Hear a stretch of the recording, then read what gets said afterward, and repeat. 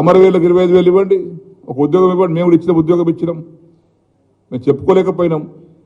చాలా మందికి మా కాన్స్టిట్యూన్సీలోనే, మా జిల్లాలోనే నేనే మినిస్టర్ ఉన్నప్పుడు అందరం కలుసుకొని ఉద్యోగాలు ఇప్పించాం. 10 లక్షల రూపాయలు ఇచ్చాం, అందజేశాం. 250 గజాల జాగిస్తామన్నారు, ఇవ్వండి. ఇవన్నీ తక్షణంగా తీసుకునే చర్యలు. మేము దీర్ఘకాలికంగా పరిష్కారం చేయాల్సినవి అడుగుతలే. మేము 420లో దీర్ఘకాలిక సమస్యలు పరిష్కారం చేయాల్సినవి ఉన్నాయి, అది మాకు తెలుసు. ఇప్పటికిప్పుడే కావాలంటే కూడా కావాలి, కొంత టైం తీసుకుంటుంది.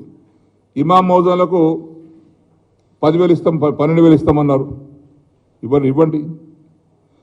వికలాంగులకు 6,000 అన్నారు, ఇవ్వండి. ఆశాపైన 4,000 అన్నారు, ఇవ్వండి. ప్రతి పట్టణంలో రష్ పెరిగింది. ఆటోనగర్ మంచి ఆలోచనే, వాళ్ళు చేసినటువంటి ఆలోచన ఆటోనగర్. ఎందుకంటే ట్రాఫిక్ జామ్ అవుతుంది, యాక్సిడెంట్లు అవుతూ ఉన్నాయి, ప్రమాదాలు అవుతూ ఉన్నాయి ప్రతి పట్టణంలో.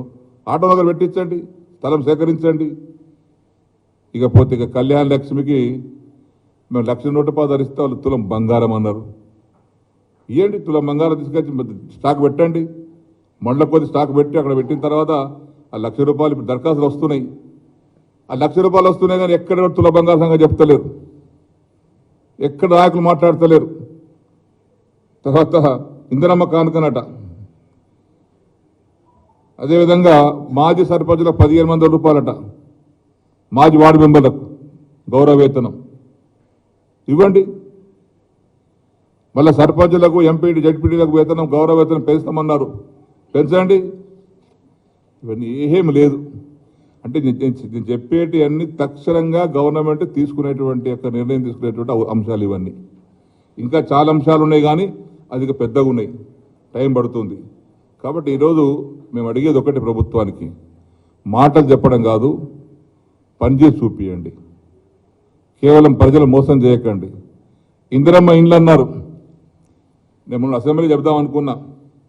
నా కాన్స్టిట్యున్సీలో ఇందిరమ్మ ఇండ్ల పేరుతోటి గతంలో రాజశేఖర రెడ్డి గారు ముఖ్యమంత్రి ఉన్నప్పుడు ఇందిరమ్మ ఇండ్లు అని చెప్పి శాంక్షన్ చేశారు. దాదాపు ఒక 15,000-16,000 ఇళ్ళు మంజూరు చేశారు. అందులో 10% కట్టలే, నాట్ ఈవెన్ 10% కట్టలే, 90% బోగస్, కట్టకుండా బిల్లు చెప్పుకున్నారు. నా కాన్స్టిట్యూన్సీ జైలుకు పోయినరు,